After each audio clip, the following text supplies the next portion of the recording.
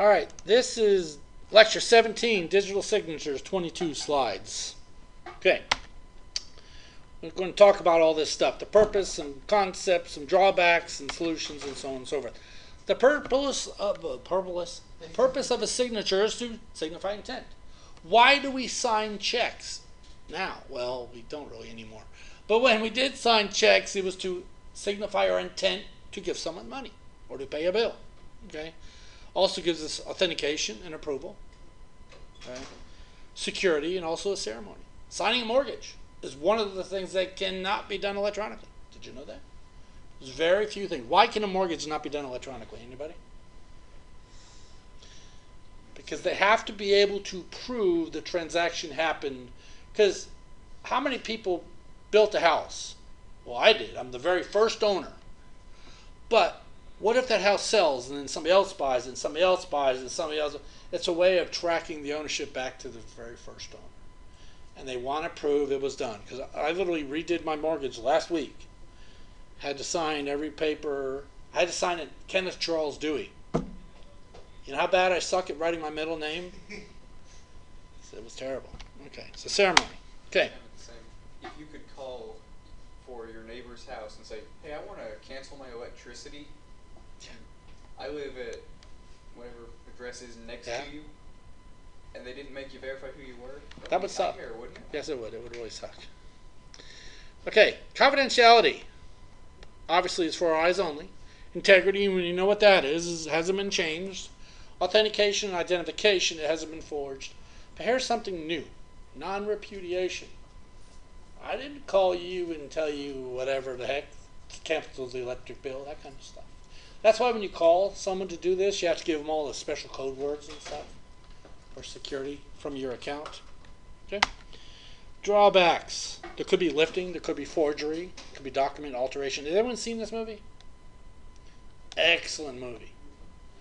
If nothing else from this class, you've known about a lot of good movies now. Imitation Game, this one, it's really, really, really good movie. Okay. Email. It's in plain text. No authentication, it can't be trusted. Did you all know you can edit emails? Yeah. Way back when I made a fake email from the president of the college and forwarded it on to somebody. They totally believed it. I also went in and redid a contact on my phone. Said it was Terry Britton, which was the president of the college at the time. Then I told someone to keep calling me from the number, and it kept calling up as Terry Britton. I'm like, no, because I said, no, I don't want to talk to the president right now, and I kept... put it down. They're like, really? I'm like, no, I don't have time for him. And they were dying. But email can be forged. What sucks about it? Okay, it's not real. Okay, cryptography. We got symmetric and asymmetric. You've heard what, 10, 12 times now? Yeah. Nearly every lecture. We did not mention in the other one, but oh well. Symmetric. Both users must have the same secret key. Faster or slower than asymmetric? Much faster, like 10,000 times. Isn't that what we calculated? Something like that. But there is a key sharing problem. So I want to get Josh the key. How do I get it to him? Could use Diffie-Hellman. We learned that last week. Okay. N times n minus 1 divided by keys needed for complete confidence. Using less than that means you lose some identification of the source. So, in other words, me and Josh share a key. It's Justin, isn't it? Okay. Me and Justin share a key. A totally different key. So we could still communicate perfectly. But what if, like most people, Josh's website number 1 and Justin's website number 2, and I use the same password on both websites? Someone breaks in and steals Justin's password. Since me and Justin share the same, me and Josh share the same password, now that they know mine and Josh's password, don't they automatically know me and Justin as well? So you see an issue with that? Is there anybody who does not have a duplicate password somewhere? We all do. So that becomes an issue. Okay. Asymmetric. Public key encryption says each user has a pair of keys, a public and a private. Okay. N times 2 keys needed. The public key we know is given out freely. You will see that in another class. Either key can encrypt. The opposite key is needed to decrypt. When you use PGP and you make your public-private key pair, it doesn't matter which one you put online. Just don't mix them up. If you put up key number 1, then key number 2 is the answer to it. If you put up key number 2, then key number 1 is in other words, they work together. They work in unison with each other. Okay? The complement is needed to decrypt it. Okay. Solutions, more problems. Digital signatures, hashing problems. We're going to talk about all of these. But every time we come up with a solution, there's another problem. Okay. So digital signature, here's how they work. We hash the message. In other words, we talked about MD5 hashing and all that the other week. But we hash the message, in other words, to get a fingerprint of it. Now, should there be two messages that have the same hash?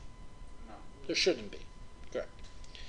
Then we encrypt the hash, just the hash, with the private key. Is the message encrypted at this point? No. Message is not encrypted. Only this fingerprint of the message is encrypted. So now I'm going to send the unencrypted message over here to Josh. Okay? Then I'm also going to give him the encrypted signature, or the hash of it. So an easy way for him to tell if that message has been manipulated is hash it again. And if it doesn't match the hash that's encrypted or that's password protected, then he knows it's been modified. Okay? So recipient can read the message. They can be verified as unchanged. Now the problem is a lot of people don't verify it. You ever download a piece of software off the web and it gives you the MD5 hash? How many times do you actually do that? I only did it once, and that was for the MD5 in forensics, because couldn't find one of the pictures in the file, but it was. Oh, and you found out the hash was bogus. Is that the one? No. It was the one with the orange sheep. Right. Yeah. Was it this year or last year? It was in the spring. It was from the previous semester. Okay. Whenever that was. Yeah. Well, what I did with them is I actually I made a MD5 hash of the files. I told them to verify it was correct. It wasn't correct. I actually modified the hash that says this hash is fake. I took the hash itself and changed the letters so it's like in leet speak. So if you read it, it said this is fake hash or something. I even had a K in it. Obviously it's a hex. You can't have a K in a hex. And that was the extra credit for the assignment. If you realize, yeah. No, for that one, what the extra credit was, or this was for the manual recovery. Oh, the manual recovery. This is like 2 lines down the road. Yeah, I was talking about for the sheep. You had one. It was just of an orange sheep. Right. We knew what the picture looked like because you gave us a little cropped image. Right. I gave just a small bit of it. But it wasn't in the image. I couldn't find it in there. Oh, you did finally find it. Yeah. So I Google image searched orange sheep. It was the first one on Google Images. Oh, that sucks. It's not fair. It's not fair. It was great. It was the only one I couldn't find at that point. It's not fair. Okay. All right. So then we compare it obviously in the message. All right. Now, hashing problem says if two messages have the same hash, then you could have the same signature. Makes sense, doesn't it? If I encrypt the message twice, I get the same hash, it's the same one. So effectively, the signer has signed everything with the same hash. That's good. But what about MD5? There's a link to where I got this from. This is a guy at wherever this school is, whatever this is. He created 2 different programs. One's called Hello, one's called Erase. He did an MD5 sum on them to generate. Now, if you look at those hashes down there, aren't they identical? Those of you sitting in the front row, you should be able to see they are identical hashes. Yet the programs, when ran, one of them says hello world, the other one says erasing your hard drive. So if they're identical programs, shouldn't they do the same thing? So that's an issue. In other words, it's known as a collision. Okay? There's a flaw in the MD5 algorithm where you can create, if a specially crafted message, 2 different ones could create the same hash. Yes, sir. So what happens in that case? One's ran, the other's not, both run? Although both run, it's just that we don't know. I mean, the hashes match. And if we're using hashes to verify a file, it's not right. So that's why MD5 is not, I mean, Well, say erase actually did erase your hard drive. Somebody That would be an named it issue. Say somebody named it to hello.exe. It would have the same MD5 as hello. That's true. But then it would erase your hard drive. Right. So it's called a collision, and that's why, I mean, SHA-2, I think, is the current one out there. The problem is MD5 is so common, everybody's still using it. And it has to be a very specially crafted message to make that happen. So it's just not two random programs. Okay. Key problems. How do we know if the public key we're using to validate the message belongs to the sender? Or what if the true sender's private key is compromised? So I got Josh over there, doesn't lock his computer. Someone got in and got his private key and used it. So I think he's Josh. Scary stuff. Okay. All right. We could also use digital IDs. Okay. It includes your name, your public key, your valid date range, certificate number, signature and digital ID, a signature path, and PKI, public key infrastructure for delivery of it. So this is one way of doing it. PKI stands for, like I said, public key infrastructure. It's hardware, software, policies, people, procedures to manage keys. Okay. Corporate, DoD, education. And it also works with, that's how our websites are signed. Okay. Here's how it is. Basically, you have something now called a CRL, Certificate Revocation List. This came out in X509 version 3, which is the current one we're using now. It allows us now to revoke a certificate. Because in the in the couldn't.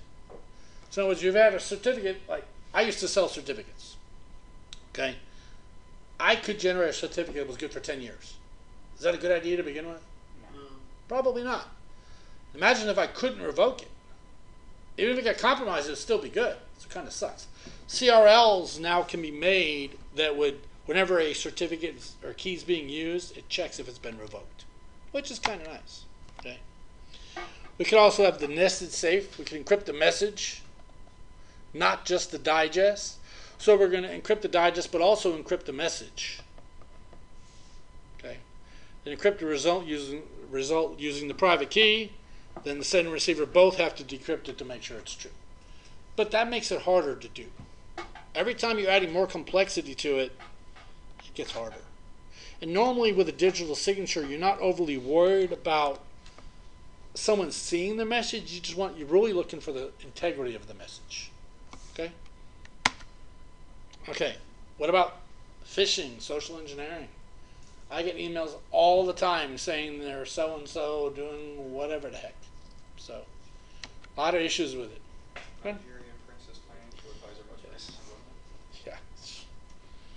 Yeah. Okay, so handwritten signatures are unreliable. What if people can't write? You ever seen the people that just put an X? What if you get your arm cut off? Bethany Hamilton, the surfer girl, got her arm bit off by a shark. What if she wrote with that arm? Your signature's going to look like crap because now you're using Right. other Eileen, my ex-wife, her fingerprints were so flat, I guess you could call it, that whenever she went to get her driver's license, she had to put on like every finger on there because it wouldn't take it. One of the guys said one time, "Man, you make a great thief because you don't leave fingerprints behind." Did she also do like the Walmart stuff where she was hired to go in and see how much she could take out? No answer. Just kind of a continuation. Make a great thief. Yeah, it would be. But no, she was never hired to do that. But okay. So digital signatures provide solutions but create new problems as well. Okay. How about date problems? You know, that's not, we're not going to cover it, but I mean, how do you know when someone actually signs something? What was it? Zombie Farm. You ever seen the game Zombie Farm? You could go in there and plant some zombies, set your clock ahead, whatever, 8 hours, harvest the zombies, set your clock back. That was a flaw in the program. Yeah. Yeah, there's like Candy Crush, and you don't know what Farmville is. I won Farmville basically because there was bots out there that you have like 200 blocks on your whole playing field. There's a bot out there where you could plant 200 plants in every block. So you could plant tons of stuff. In other words, there's ways to cheat at everything. Okay? Everything. So yeah. You get all your farm bugs because you downloaded toolbars. And Yeah, it's another way I did. I had a virtual machine, played Farmville. When it said click here to install this toolbar, I did them all, got all the Farmville bugs, reverted to a snapshot, which erased everything, then did it again and again and again and again and again. So lots of ways you can do stuff, and date's just another issue. Okay, there are some references here if you want to check them. Some of them are going to be outdated by now, but at least you give an idea. All right, that's all for digital signatures.